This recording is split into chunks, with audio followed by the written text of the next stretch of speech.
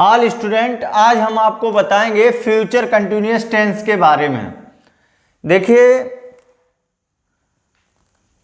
जिन हिंदी वाक्यों के अंत में रहा,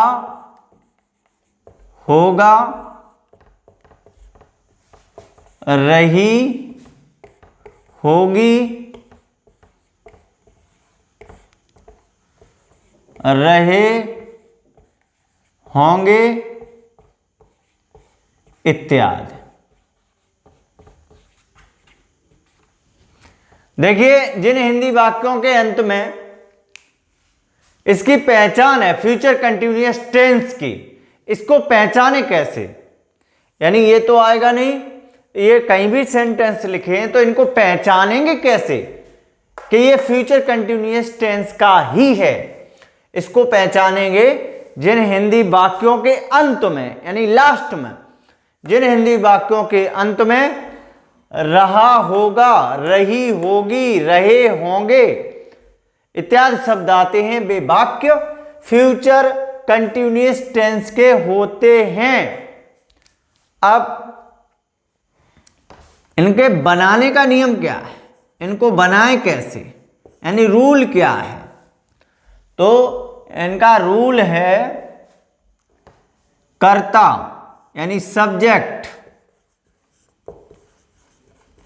प्लस सब्जेक्ट प्लस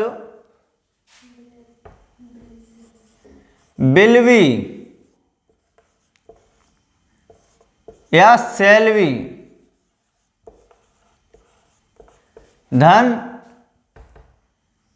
वर्ब में आईएनजी धन ऑब्जेक्ट धन अदर वर्ड। ये इसके नियम, यानी सब्जेक्ट धन विल या शैल बी धन वर्ब में आईएनजी धन ऑब्जेक्ट धन अदर वर्ड, ये इसका हो गया नियम। अब हम देखेंगे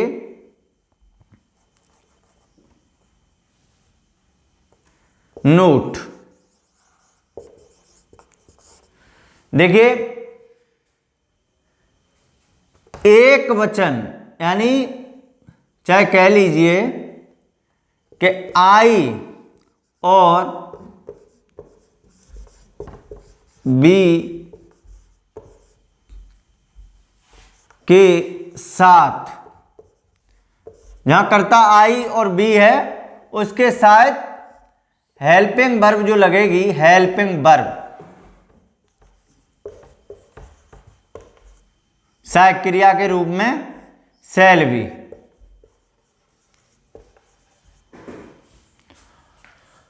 और बाकी के साथ, बाकी कर्ताओं के साथ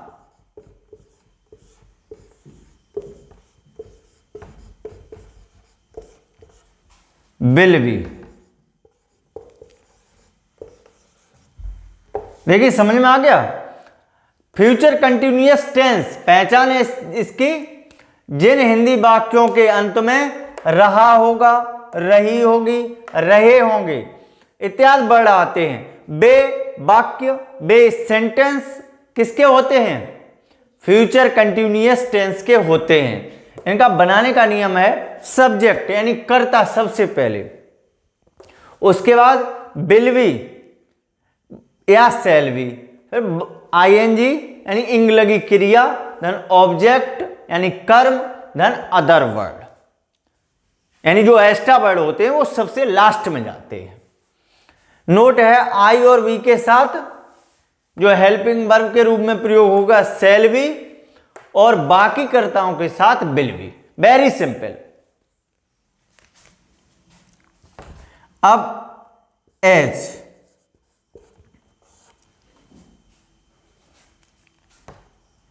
तुम बाजार, तुम बाजार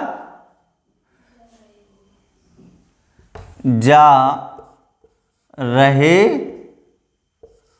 होगे, तुम बाजार जा रहे होगे। अब देखिए, रहा होगा, रही होगी, रहे होंगे। आ गया? तो अब ऐसे ही इनके लास्ट वर्ड से पहचान होती है कि ये वाक्य है कौन से सेंटेंस का, है कौन से, ये फ्यूचर कंटिन्यूअस का है। इससे उनकी यानी लास्ट से पहचान होती है। जैसे किसी व्यक्ति की पहचान उसके नाम से होती है, ऐसे ही सेंटेंस की पहचान लास्ट वर्ड से होती है। इतना आप लोग याद कर लीजिए। अब जैसे इसको बनाएंगे तो तुम क्या है, कर्ता, उसके बाद हेल्पिंग वर्ब के रूप में विल बी, विल बी इंग लगी क्रिया, गो में इंग लगा दो, गोइंग टू बाजार मार्केट,